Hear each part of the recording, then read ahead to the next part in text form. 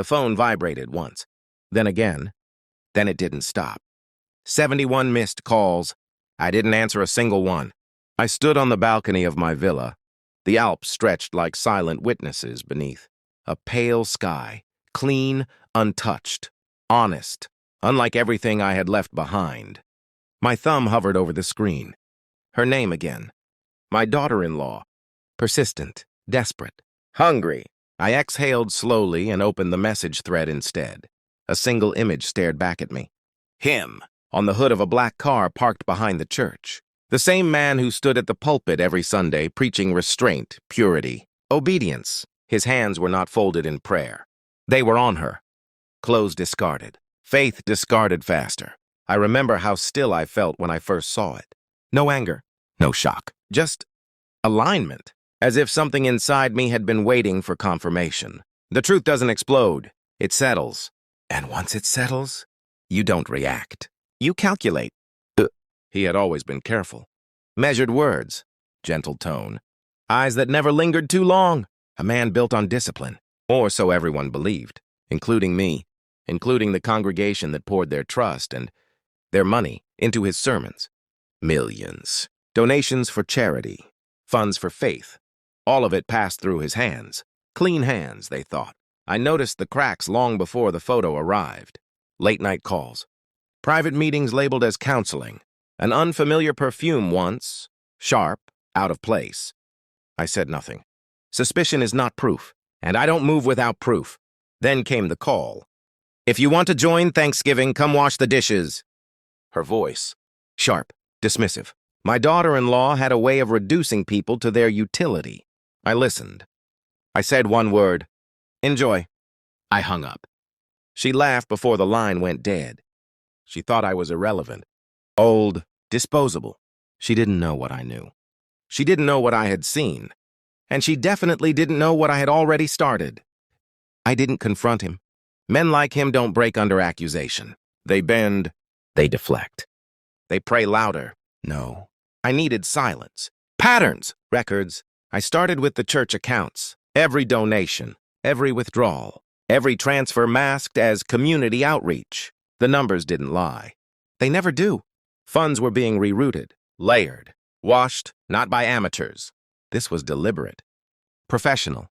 I followed the trail. Offshore accounts, shell organizations, and one name that appeared more often than coincidence allows. Hers. My daughter-in-law.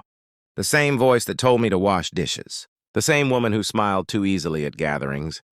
Who always knew exactly where the money came from, but never asked how. They weren't just involved. They were aligned. Emotionally, financially, strategically. I dug deeper. Phone records, encrypted messages, deleted logs that weren't deleted enough. And then, another image, clearer this time. Not just betrayal of flesh, but betrayal of faith, of trust, of every person who sat in those pews believing they were safe. He wasn't careless. He was arrogant. And arrogance leaves fingerprints. I collected every single one. The report arrived on a quiet morning. Thick envelope, clean edges, phenol. I didn't rush to open it. Truth isn't urgent when you already feel it breathing behind your neck. I sat across from him that evening. Same composed posture, same controlled smile. He spoke first. Something on your mind? I placed the envelope between us. Gently. No drama. He hesitated. That was the first crack. He opened it. Flipped through the pages. His eyes slowed, then stopped. For a moment, silence. Real silence, not the rehearsed kind. This isn't... I raised a hand. Not to stop him. To dismiss him. I don't need explanations. My voice didn't rise. It didn't need to. I needed confirmation. His face changed. Not guilt, fear. Because guilt seeks forgiveness. Fear seeks escape. He looked at me like a man realizing the door had already been locked from the outside. I didn't expose him immediately. That would have been emotional, messy, temporary. I prefer permanence. The authorities moved first, quietly, efficiently. Accounts frozen, assets seized, investigations opened. His empire didn't collapse. It was dismantled, piece by piece, publicly. Then came the final detail. The images, not leaked, not scattered. Delivered, strategically, to the right people, the congregation, the board, and finally, her, my daughter-in-law. I waited. The calls started within minutes. 1, 5, 20, 71. I answered on the 72nd.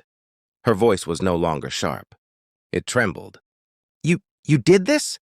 I looked out at the mountains. Untouched. I finished what you both started.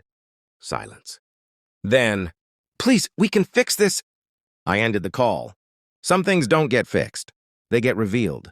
The villa is quiet. No sermons. No laughter that hides intention. No voices pretending to be something they're not. Just clarity.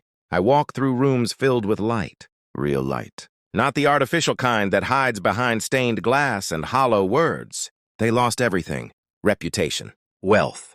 Control. Not because I destroyed them, because I allowed the truth to breathe. And truth is patient. It waits, just like I did. My phone hasn't rung in days now. Not from her. Not from anyone. Good. Silence is honest. I take one last look at the mountains. Then I turn away. Some betrayals change you. Others define you. And I've never felt more certain of who I am. I don't forgive, I conclude.